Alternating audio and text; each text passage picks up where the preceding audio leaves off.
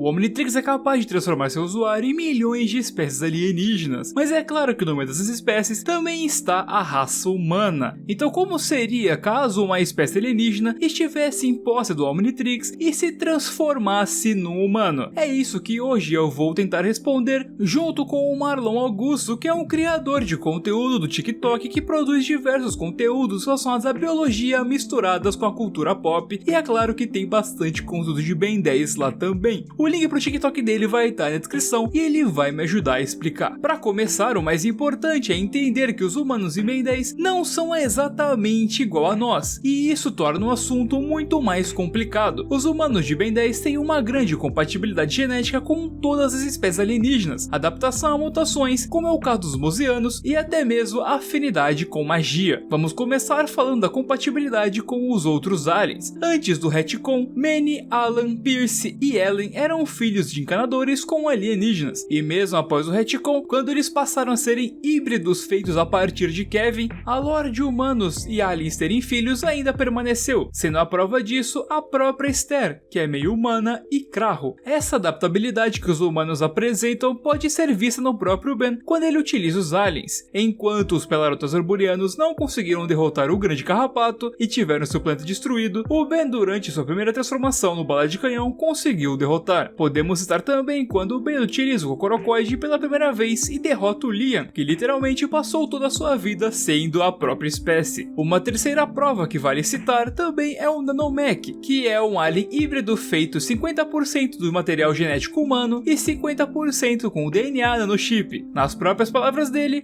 sou meio zangão, meio humano. Zangões se adaptam.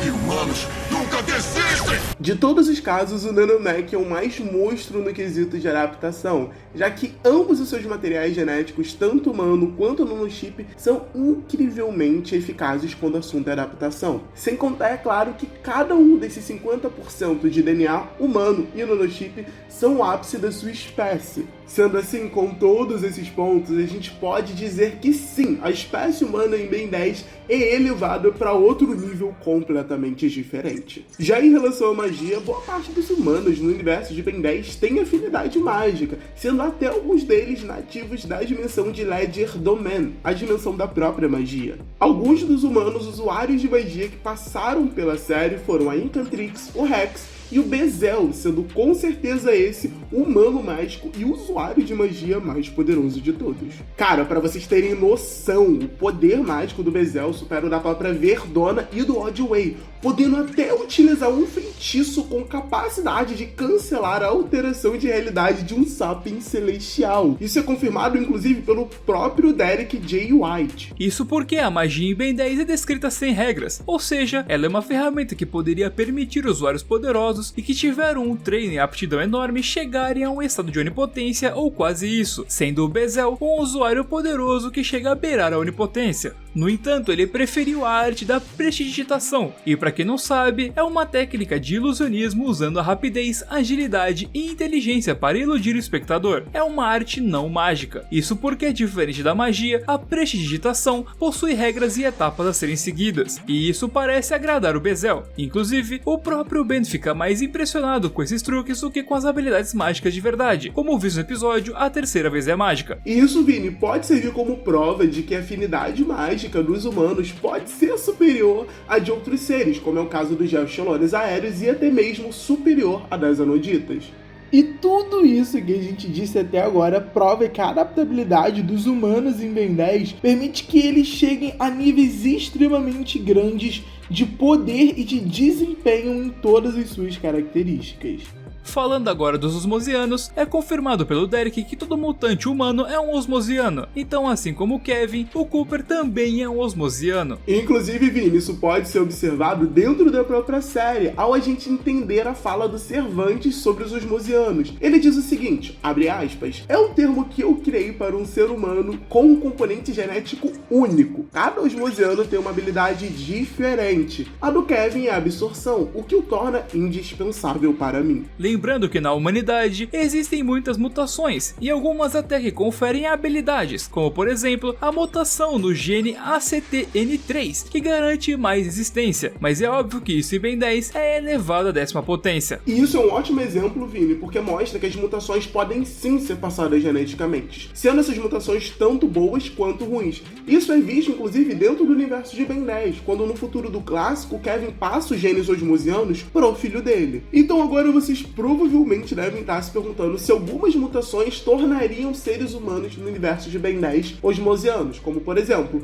um ser humano albino ou um ser humano com a mutação que o Vini falou, a mutação do ACTN3, seria considerado osmosiano? E a resposta para isso é não, galera. Justamente por um motivo muito simples, elas atingem várias pessoas ao mesmo tempo. A mutação do gene ACTN3, que dá resistência ao frio e dá resistência à fadiga, está presente em 1,5 bilhões de pessoas no mundo, enquanto a mutação do albinismo está presente em 20 mil pessoas espalhadas pelo mundo. E como é confirmado pelo próprio Cervantes, o osmosiano é um ser com componente genético único e cada osmosiano tem uma habilidade diferente. Ou seja, para ser considerado osmosiano, a mutação da pessoa tem que ser única. Sendo assim, a gente pode dizer que osmosianos são mutantes únicos. É a mesma coisa de dizer que todo osmosiano é um mutante, mas nem todo mutante é um osmosiano, sacou? Outra coisa muito interessante sobre a mutação dos osmosianos é que, mesmo sendo passada geneticamente, ela não se repete. O filho do Kevin, Devlin, não herdou os poderes de absorver energia e matéria do Kevin, mas sim de se transformar na forma amálgama que Kevin virava no passado. Ou seja, a mutação dos osmosianos é adaptativa para cada indivíduo, quase como um gene X do X-Men. Com base nisso, os osmosianos que conhecemos são o Cooper, como já dissemos, que possui poderes tecnopatas, o palhaço zomboso, que funciona como um palhaço zumbi que se alimenta do medo, o Michael Morningstar, que consegue drenar a força vital dos seres vivos, e por último, o porco-espinho e o jacaré do Ben 10 clássico. No caso do porco-espinho e do jacaré, talvez possamos dizer que ambos têm o mesmo pai, lembrando que os poderes e a aparência deles são de origem osmosianas, ou seja, o pai deles provavelmente é um osmosiano que pode ter aparência e poderes diferentes. Vale lembrar também que os osmosianos em Ben 10 são colocados como uma raça de humanos, ou seja, assim como o glutão turvo e o glutão puro, que existem simultaneamente no relógio, variações de humanos como humanos osmosianos e humanos humanos também existiriam simultaneamente. Mesmo que os osmosianos sejam considerados mutantes, isso não atrapalharia, já que a gente pode ver outros mutantes dentro do relógio, como é o caso do Energy. Na possibilidade do Omnitrix escanear e salvar o DNA de um osmosiano, essa transformação seria única, pelo menos em quesito de poderes,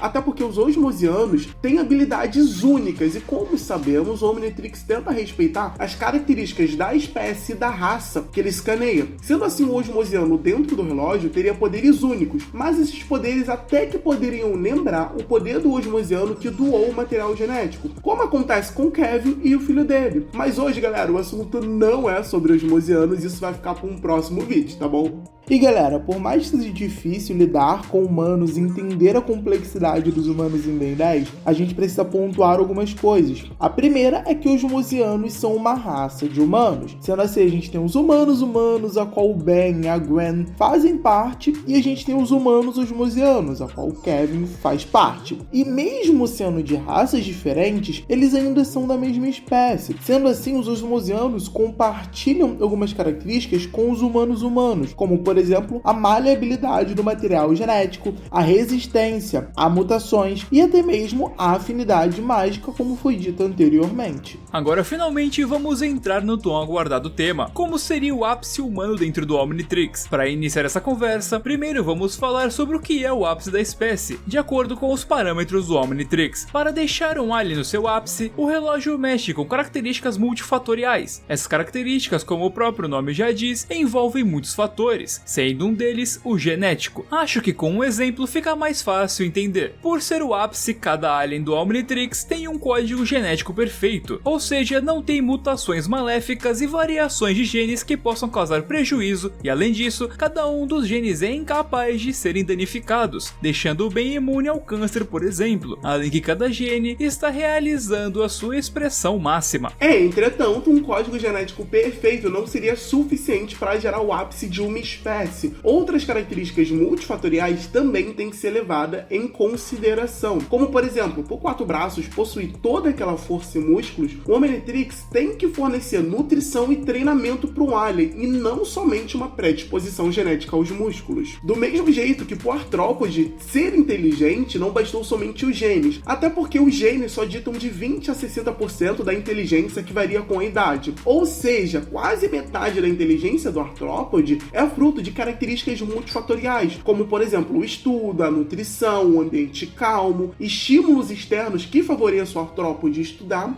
entre vários outros fatores. E sim, pessoal, o relógio consegue controlar todos esses fatores. Sendo assim, galera, a gente pode dizer que o ser humano no ápice contaria com uma série de mutações e características que existem no nosso mundo, inclusive também existe no mundo de Ben 10, só que essas características seriam elevadas para um outro nível. Galera, isso daqui é um pouquinho difícil de entender, mas eu aposto que vocês vão conseguir entender porque vocês são inteligentes pra um caramba. Bom, no corpo humano, geralmente a gente tem 2 genes que vão ditar uma mesma característica. Um desses genes vai ficar ativo e o outro vai ficar dormente. É o que a gente chama de gene dominante e gene recessivo. Eu acredito que no ápice humano, ambos os genes, dependendo da situação, poderiam estar ativos. Por exemplo, o Vini citou anteriormente o gene ACTN3. O gene ACTN3 normal garante uma maior explosão muscular e uma maior força durante os exercícios. Tanto que esse gene, chamado também de gene sprint, é chamado de gene dos superatletas. Isso porque os atletas que possuem ele têm muito mais força e têm um desempenho muito melhor. Só que também existe uma variação do gene ACTN3. Essa variação é uma variação mutante. Essa variação diminui a força e diminui a explosão durante exercícios de força. Entretanto, como dito antes, esse gene vai dar maior resistência ao frio e esse gene também vai dar um maior desempenho em exercícios aeróbicos, ou seja, vai diminuir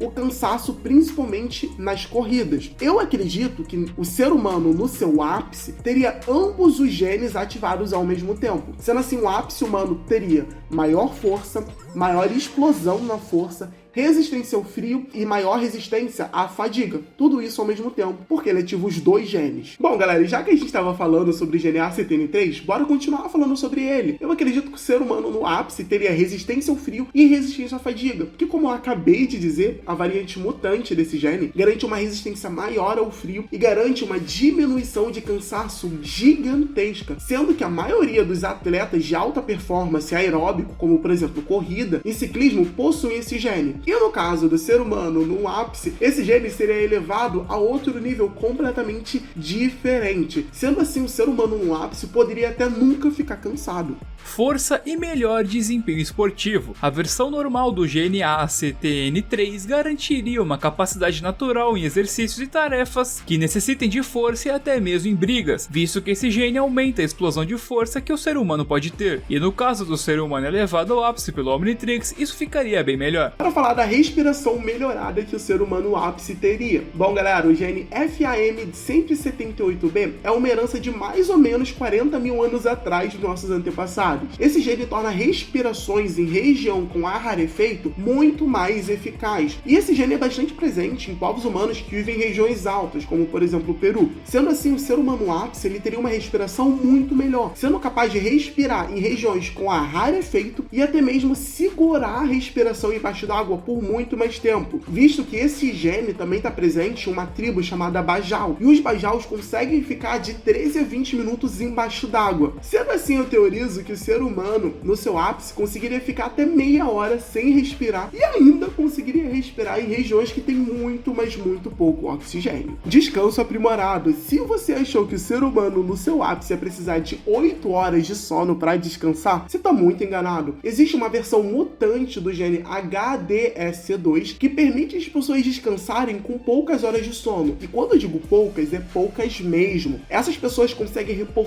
todas as suas energias com apenas 4 horas de sono diário. Geralmente, pra gente descansar completamente, o nosso corpo precisa de 8 horas de sono. Pessoas com esse gene mutante conseguem descansar nessa metade do tempo. É literalmente metade do tempo, galera. Sendo assim, eu até teorizo que o ser humano no ápice conseguiria em 2 horas, em 3 horas de sono, descansar completamente. Ossos praticamente inquebráveis. Uma certa variação do gene LRP5 consegue deixar os ossos bem mais resistentes, ao ponto de ser quase impossível quebrar. Essa variação é extremamente benéfica, e com certeza o Omnitrix usaria ela no ápice humano. Tolerância elevada ao álcool. E calma, pessoal, isso não significa que o Omnitrix deixaria o ápice humano mais cachaceiro, tá bom? Não é isso. Você tem que lembrar que o álcool é uma substância tóxica para o nosso corpo, principalmente para o nosso cérebro. Inclusive, asiáticos, por terem uma mutação no gene que vai metabolizar o álcool, ficam vermelhos quando bebem, ficam bêbados muito mais rápido e, principalmente, têm uma chance maior de terem câncer relacionado ao álcool. Então, com certeza, o Omnitrix iria maximizar a capacidade de metabolizar o álcool do corpo humano. Sendo assim, o ápice humano provavelmente seria muito resistente ao álcool ou até mesmo imune. A gente tem que lembrar que, seguindo essa mesma linha de dar resistência a substâncias tóxicas, o ápice humano poderia até mesmo ser resistente a alguns tipos de venenos, como, por exemplo, o veneno de cobra e de alguns cogumelos. E, é claro, o físico humano seria aprimorado pra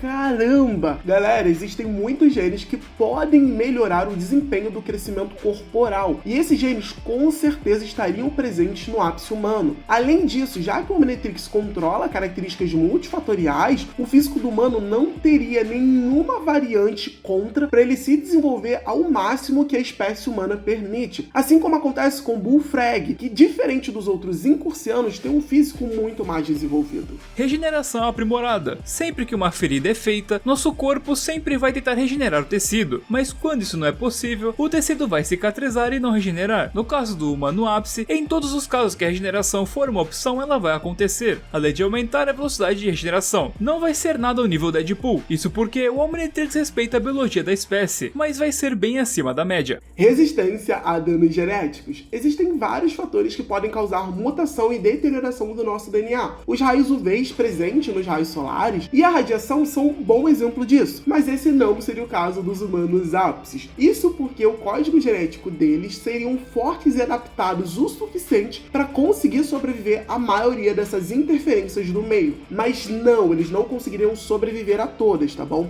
A gente tem que lembrar que o Omnitrix preserva características da espécie. Então esses humanos ápices seriam resistentes a danos genéticos ao máximo que a espécie humana consegue ser, tá bom, galera? Inteligência elevada. Existem diversos genes ligados à inteligência, porém eles só representam no máximo 60% da inteligência de um adulto. Os outros 40% são divididos em várias outras características multifatoriais, como idade, alimentação, leitura e busca por conhecimento. E já que o relógio consegue controlar a maioria dessas características, ele deixaria o ser humano com uma inteligência acima da média, talvez até comparada com outros humanos inteligentes como Albert Einstein e Isaac Newton. E essa inteligência, Vini, com certeza seria a maior que a humanidade já viu. Até o momento, o ser humano com maior QI é o William James, possuindo um pouco mais de 250 de QI. O Albert Einstein, uma das grandes mentes da ciência, possuía 160 de QI. Baseado nisso, eu acho que o ápice humano poderia chegar até mesmo 300 de QI. Mas mesmo assim, esse ser humano ápice com 300 de QI nem chegaria perto a muitos aliens do Omnitrix. Galera, uma continha rápida para vocês tentarem entender isso. Já existiram na Terra aproximadamente 170 bilhões de humanos. O QI médio de um humano é de 100. Sendo assim, se a gente multiplicar 170 bilhões de humanos vezes o QI médio, que é 100, a gente vai chegar a um valor igual a 170 trilhões de QI. Esses 170 trilhões de QI seria o QI de toda a humanidade, de todos os humanos que já existiram até então. E mesmo assim, esse valor extremamente alto de QI nem chegaria perto do QI do artrópode, que é igual a 1 nonilhão. Vocês têm noção de quanto a espécie dos cérebros crustaceanos é inteligente? Sendo assim, o humano ápice com seus 300 de QI seria inteligente pra caramba, mas nem chegaria perto a muitos aliens dentro do Omnitrix. Outra coisa também que é muito importante a gente citar é que não existe só um tipo de inteligência, mas a inteligência é dividida em várias áreas, como por exemplo a inteligência pessoal, a emocional, a financeira, a interpessoal. Então assim, esse humano ápice não teria só um valor de QI alto, mas o nível de inteligência dele em todas as outras áreas também seria alto. A adrenalina melhorada. Eu acho que muitos de vocês nem pensaram nisso, mas sim, o ser humano no ápice teria sim adrenalina melhorada. A liberação e captação da adrenalina pelas células do corpo é muito importante, principalmente em situações de luta ou fuga. A adrenalina em situações de perigo, ela vai ter como principal efeito fazer a dilatação da pupila, deixar sua respiração mais ofegante e fazer seus batimentos cardíacos serem mais rápidos. Isso vai acontecer por quê? Porque com uma pupila dilatada, você vai conseguir ver melhor e ver as as coisas com mais detalhe, ficando mais atento ao ambiente. Com a sua respiração mais ofegante, o seu corpo vai captar mais oxigênio, dando para você mais energia, e os batimentos cardíacos rápidos vão fazer esse oxigênio que está no seu sangue chegar às suas células musculares mais rapidamente, dando a você também mais força. Sendo assim, eu acredito que o ser humano ápice pode ser mais sensível à adrenalina. Nesse caso, esse hormônio, a adrenalina, em pequenas quantidades já seria capaz de desencadear o seu efeito máximo, além, é claro, de prolongar o efeito médio da adrenalina. Normalmente a adrenalina age ali de 1 a 3 minutos, mas eu teorizo que no ser humano ápice, pequenas quantidades conseguiriam agir